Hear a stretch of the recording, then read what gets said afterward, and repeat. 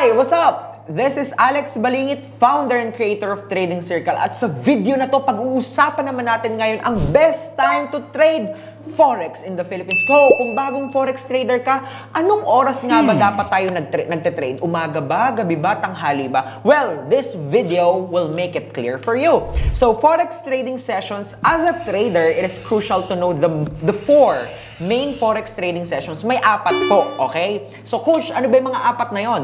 As market activity and price movements vary throughout the day. Kasi po, yung apat na session na to, maya-maya, i-reveal ko, nag-iiba-iba yung galaw ng market. Kapag si session 1, iba yung galaw ni market. Kapag si session 2, iba yung galaw ni market. So, kailangan hanapin mo kung saang session ka dapat mag-trade.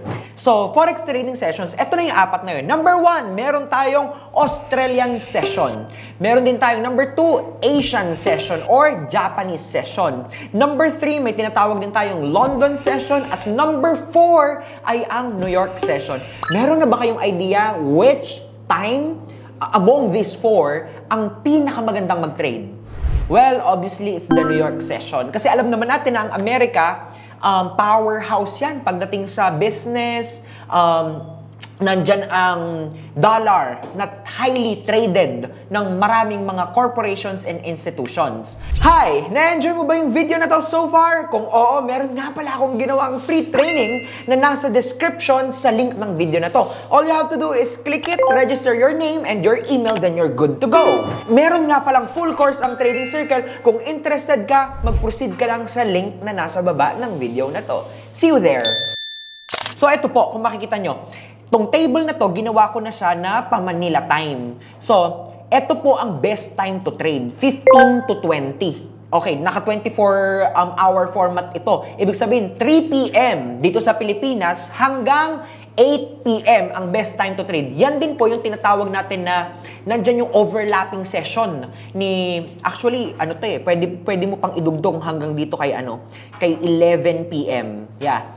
Best time to trade ito. Pero ang overlapping session ay nandito kay 8 p.m. hanggang kay 11 p.m. Ito. Ano po yung, Coach, ano yung overlapping session? Ito yung naka-overlap si London. Kung makikita nyo naman, ayan, London, England, tsaka si New York, USA. So, ibig sabihin, open, bukas yung mga bangko ng araw at maraming mga traders ang nagte-trade sa mga oras na ito. So, 8 p.m. hanggang 11 p.m.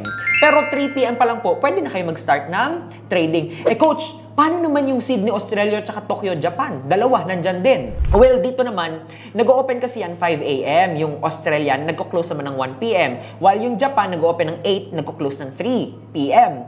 So, yung dalawang yan yung kinoconsider natin na Asian session. Medyo mabagal yung trading movement ng mga oras na yan. Ibig sabihin, hindi gumagalaw masyado. Eh, okay ba mag-trade nun? Kapag hindi masyadong gumagalaw, well, hindi. Kasi ang tendency din, mataas ang spread. Mas malaki yung babayaran mong commission with the broker kapag nagte-trade ka ng mga hours na yan. Alright? What is the best time to trade? The best time to trade is when the two sessions overlap as they produce the highest trading volume. Ibig sabihin, open si New York, open si London, dun ka mag-trade kasi sobrang daming nagte-trade na mga oras na yon. Asian session is generally slower due to lower trading volume. Kaya, hindi ko nire-recommend yung umaga. So, kung isa kang employee na may pasok ka ng umaga, sabihin natin 7 a.m. hanggang 8, sabihin natin 4 p.m. So, paano? Pag uwi mo, pwede ka pa mag-trade 7 p.m., 8 p.m., 9 p.m. hanggang 11 p.m. So, yung pahinga mo, pwedeng pahinga in a way na unti-unti mo binubuo yung pangarap mo sa trading, di ba? Use your trading sessions in advantage. Alright? So, yun lang. Thank you so much for watching this video. Kung nagustuhan mo to, hit the notification bell button para updated ka sa mga new contents ko. Mag-comment ka rin ng mga thoughts mo or mga suggestion mo para sa future topics. Hit like. See you sa next session.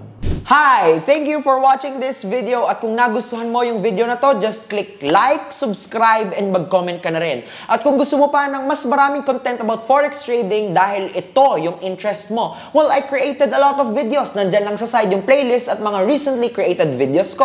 So, click mo lang yan at panoorin mo. See you there!